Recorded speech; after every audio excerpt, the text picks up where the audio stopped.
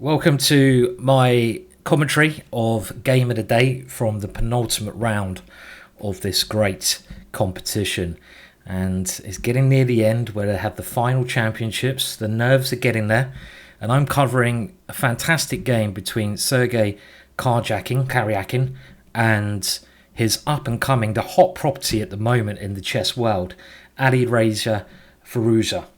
And Alireza is very talented. I mean, I think anyone in the chess world knows this. He defeated Magnus in an online match, which is pretty much unheard of. Amazing blitz and rapid player. Maybe not quite enough to be world champion yet, but keep a close eye on the kid. And this was an extremely exciting game. Sergey hasn't played chess for a while, having a kid. He's had a little break, but he comes back to the board with the Karjakin. E4, C6. Well, I have to say this is Sergey, but it's actually Alireza who plays C6. My friend Gwen Jones of England, one of the top English players, told me that if Black wants to play for a win against E4 at top level, then the Karjakin is now the most dynamic way to play that.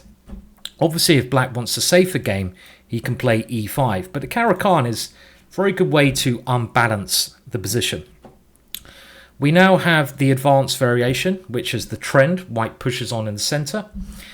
The bishop pokes its head out to F5. And now White plays the short variation, which is knight F3 and bishop E2. Called the short variation because it normally leads to very short games. It's not true. And now Alireza plays knight to E7.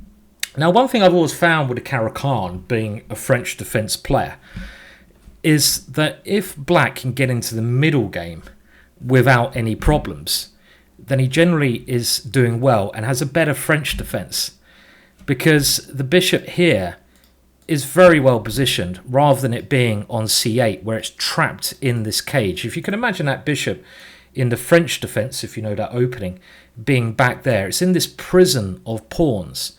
And with your bishops, you don't want them to get stuck in a prison, because it's very hard to get them out, to make them escape and see the light of the day.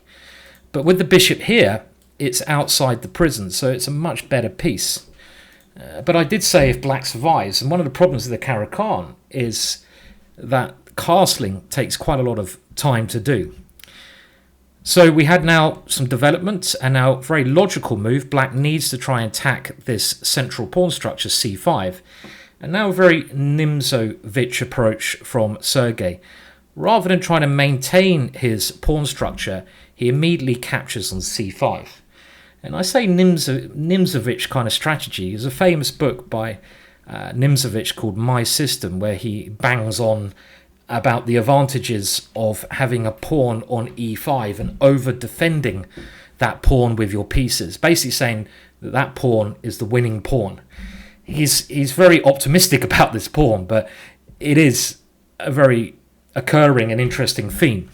We've even seen this in a previous video that I've done, Game of the Day, that pawn leading to a devastating attack. Alireza now gets his pieces out. He needs to move that knight to move the bishop. Now a very interesting move, bishop G4. One thing that really impresses me about Alireza's play, and this game in particular, is not just his tactical ability, but his very good understanding. You can just tell he understands the structure much better than many mature grandmasters around. I mean, I understand this kind of structure, but he basically knows that if he swaps off his pieces and gets to some middle game where he's safe, he's probably even got a preferable pawn structure, a lot of players would say, because this overextended pawn can become weak. And Black has a very solid central structure and play later on down the C file. So he's happy to exchange off, and he shows that maturity throughout this game. Positional maturity. White castles, knight D7, and now knight to E1. Interesting move by Sergey. And the point is, after the capture, Black wins back his pawn. And now Sergey's idea is knight D3, attacking the bishop. The bishop retreats and queen G4. Now, if I was in White's shoes here, Sergey's shoes, I would be feeling very confident. I'd be like, yeah, I like this. And this is a very standard ploy to use when you have this pawn on e5, this frontal pawn, which we've talked about, because you're cramping black's position, and by attacking his king side, you're trying to create either a good attack or pressure against that side of the board by forcing black to make a concession. For example, if black moves the pawns to this square, he weakens his dark square. So you could even float the bishop nice and elegantly, I'd say, just float it in. Well, we don't actually float pieces anymore. All we do is click. We don't have a chance to move pieces into h6. Black can't castle.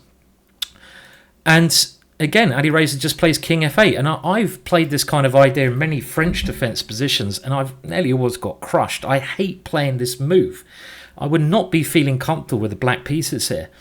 But again, that's where that maturity, further in his age, comes in. Alireza realises that now white doesn't have a light square bishop. White's attacking chances are not great here.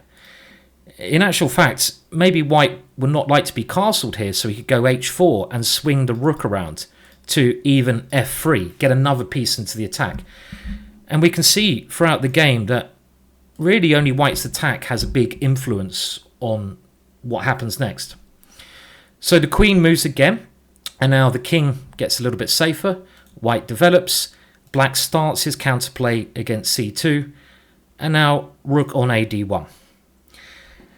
Now, I'm really not sure about this move. This is one of those moves you play kind of automatically. You line it up against the queen and you think, well, maybe I can get the rook around to the king side later. But to me, it doesn't really have a great deal of sense. And it seems to me that Sergey starts drifting here.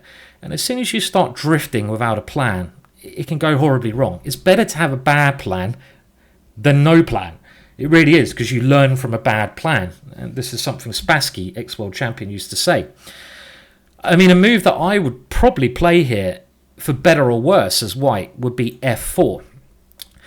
Now, definitely black is okay with some knight b4 starting great counterplay, or even the move d4 here. But white has to try and do something proactive. I mean, maybe at this level it's different, but up to super grandmaster strength, you've really got to play with a purpose. And at least this move creates a rook swinging idea, getting one more piece into the attack. Try to use all your pieces. They all got to work together. Work out where they're going to be best placed. Or the other idea is to play f5 and just try to open up another line of attack towards black's king. After rook on ad1, black now plays queen a5. And this is a great move. It attacks the pawn. And after the pawn moves, queen a4, attacking another pawn. That pawn moves, and black has got his queen to a very active square. A little bit of pressure on the queen side, but can also come over to the king side to give the king a bit of protection if need be. And now we see a great move, a5. If you saw my commentary on Game of the Day yesterday, this was Yu Yang Yi versus Duda, you might recognize this plan.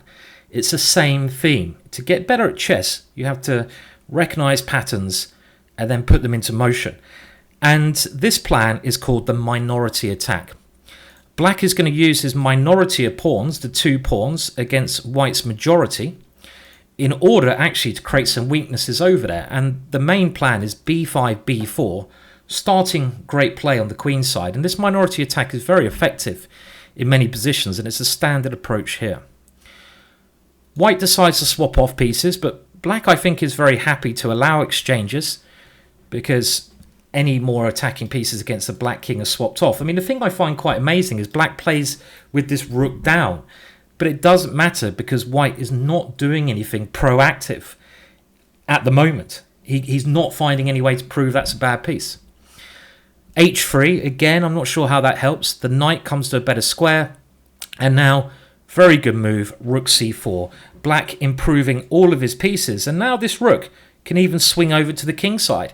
It could be white's king, which becomes the target.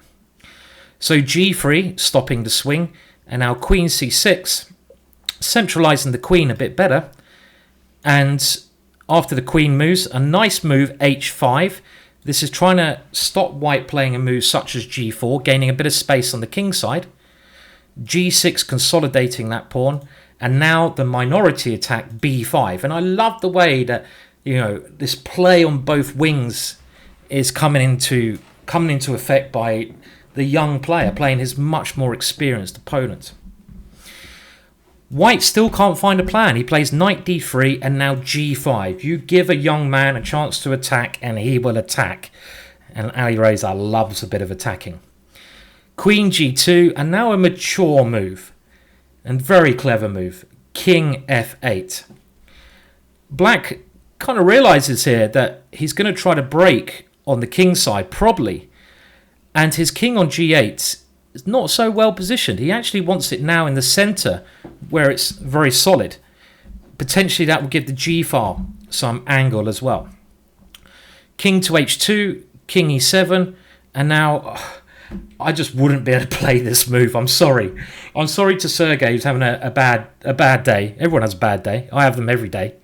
Well, not every, just 99. No, I'm only joking. He now plays, get the sick bag, Queen h1.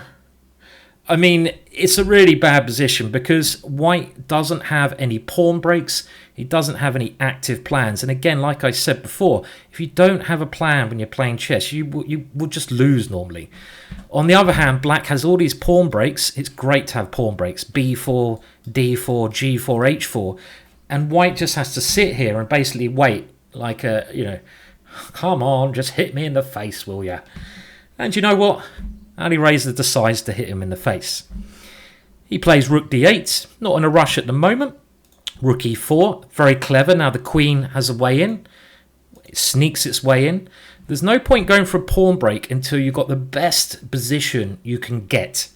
You want all your pieces supporting one of those moves. King g1, rook g8. Yeah, it's lining up there. Queen h1. And now rook g6. Why not improve that one? It's defended here. That helps a little bit. Queen g2. And here it comes. Knight to h4. Put that in your pipe and smoke it, boy. And this is again why the rook is much better on g6 than g8. Because if we take that knight, Black simply recaptures. And you can see the rook is now defended, winning the queen. Really nice tactics. So White plays Queen h1. And now g4. He does not mess around. And it's really not been a pleasant time for Sergey. He rarely loses with White. I mean, I don't think Magnus Carlsen beat him in the World Championship match, did he? In the main game. So already Alireza's improving there. But I think Sergey's a little bit rusty, having, like I said, a kid recently. Now, Black had to calculate pawn takes knight. I mean, this position is getting really bad with a knight coming in here. But there was maybe a cleverer defense, which might have even kept Sergey in the game. Even in bad positions, you've got to look for all resources. And the move b3 here would have actually given White some possibilities. The whole point of this is to force this queen away from its most active square. And whatever pawn now Black takes, we now take the knight, and after king h2, we can actually just about survive this position because this queen cannot come over to h4. This is still incredibly dangerous for White, but White is just about hanging on after queen f3. And, this is some chances to survive. If we compare this to the game, and you've got to look out for these hidden resources. Sergey goes down really without a fight. He takes on h4. And now after check, if we try the same line with king h2, which he did not play, rook g2 does come. We can't lose the queen. And now rook h4 works because this queen now has that way to slide sideways. And it can do that and force checkmate with check. And now rook takes h1 mate. And you can see that little difference, that subtle move. The game ended, king f1, and now a very nice move. I do love a Harry, even if it started off as a Gary. h2. The deadly threat is rook g1, supported by the pawn. White can't do anything about this. If he takes the pawn, rook takes h4 is a very pretty position. The white queen is trapped. It is lost. It can't go anywhere. And because of Black's active pieces and White's passive pieces, there's certainly no way to try and defend this position. Very impressive play by Alireza. He went for the win with the Karjakin. He knew the structure. He played an idea which, to me, this King G8 move seemed very risky, but he really understood it. And this counterplay that he started with Queen A5 on the Queen side was simply brilliant. Remember to like and subscribe. If you haven't done that already, why not?